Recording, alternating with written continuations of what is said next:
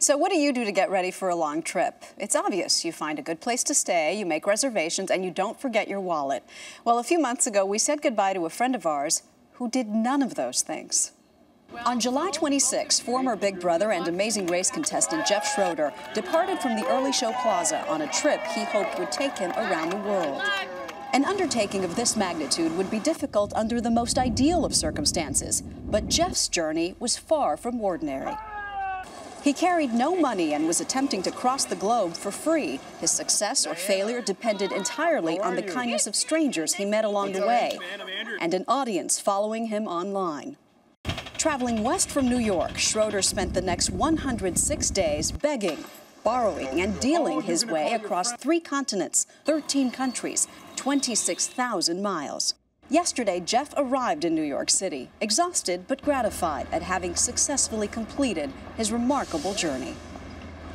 And Jeff Schroeder is here with us. Welcome back. It's nice to be back. So funny that Will Ferrell was on the show today, because you say that when times got really tough in your journey, what you did was put on some Will Ferrell. It was like meant to be. We'd watch like Step Brothers in Cambodia. We had our little netbooks and put on just Will Ferrell lines or download like funny clips of his and just to keep the spirits up, you know? It is so funny. It's weird how things work out. And you had moments when you really had to keep your spirits up. This was not an easy journey, but if you had to describe it overall in one word, what word would you choose?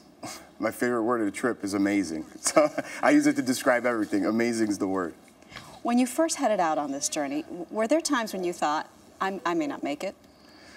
There was never a time, you know, there were some trying times, but never at a point where I was going to give up or I was in danger of any sort. Of course, you know, you have your roller coaster, but, you know, without the bad, you can't get to the good. Exactly. You know, so. And there were so many good. Your mission yeah. was to see the world, and you got to go to the coolest places. If you had to pick a favorite, could you?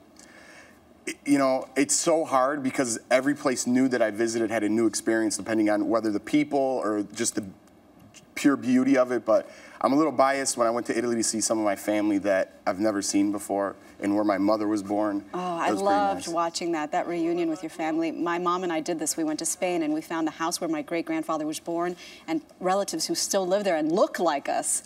What was it like to see people that you'd never met before and know that you had this bond? It was crazy. Like, my grandmother came from a family of 6, and the last remaining sister was still there. So she looked like my grandmother. It was weird, you know, she passed like 2 years ago.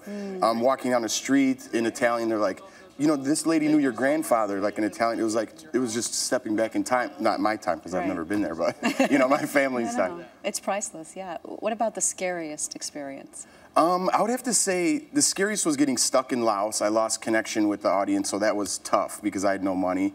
And the malaria scare in India was scary. Yeah, living conditions not exactly ideal there. Not really, not really. But like I said, it was a great experience, especially now it's all said and done. I'm glad I went. I don't know how soon I'll be back, but I'm glad I did it. Wait a minute, you sound like somebody who's kind of itching already. Could it be?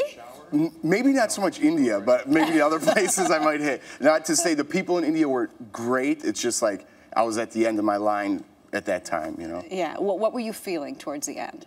That was, you know, that was the end of Southeast Asia, and then we went into India, which is Southeast Asia. But so it was just that was a whole rough experience. And at the end of India was just like, oof, you know, I got sick, and it was just beat down, run down.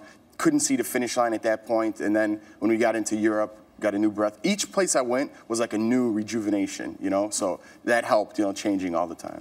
So now you have to go back to life as an ordinary guy. Do you think you'll be bored? I think after a week, it's, you know, I can't wait to see my family, my friends back home, but after a week, I'm going to be bouncing off the walls and be like, time to move, you know, what are you time to go. What are you going to do with yourself? Well, wash my clothes for one. Okay, that's a good start. All right. Jeff Schroeder, can't wait to see what life has in store next. Me too, me too. Congrats. Thank you so much. Thank you, Jeff.